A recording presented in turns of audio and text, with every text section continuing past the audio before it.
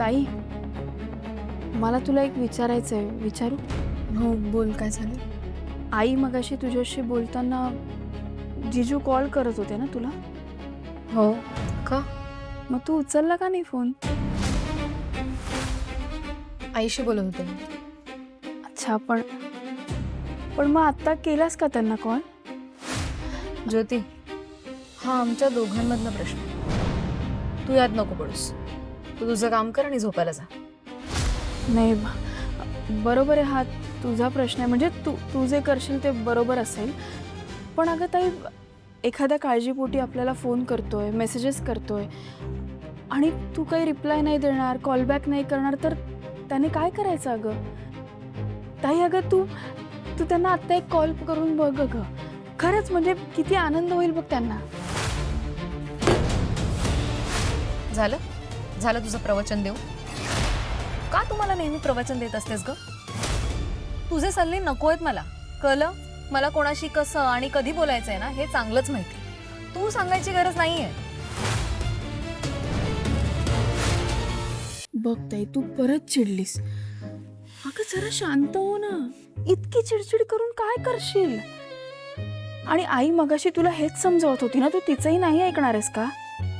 मी काय म्हणते ताई, हे बघ, तू शांत डोक्याने विचार कर ना.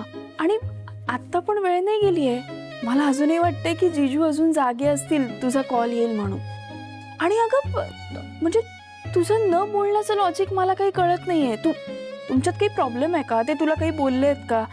मी बोलू का जिजूंशी? मग नाही अगं, असं काही नाहीये आणि आमच्यात सगळं ठीक सुरू आहे.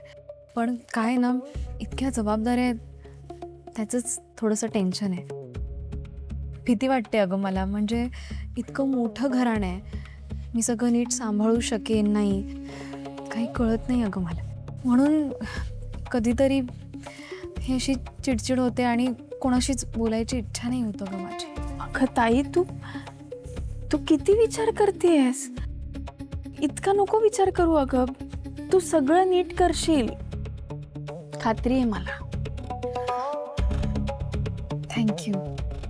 आणि सॉरी, मी असं रिॲक्ट करायला नको होतं. आणि तू बरोबर बोललीस.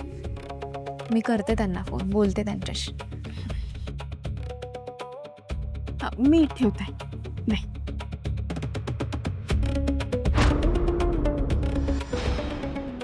सगळ्यांना नुसते उपदेश द्यायचे असतात हिला. उगाच हिच्या तोंडाला कोण लागणार?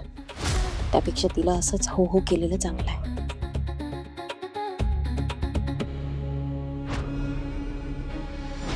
एवढी वर्ष झाली पण अजूनही मला प्रीतीताई नेमकी कशी आहे हेच कळलेलं नाहीये. कधी कधी खूप चुकीची वाटते, पण तिच्या वागण्यामागे हे असं काहीतरी असतं, मग ती बरोबर वाटायला लागते. पण मला खात्री आहे प्रीतीताई सगळं व्यवस्थित सांभाळून घेईल.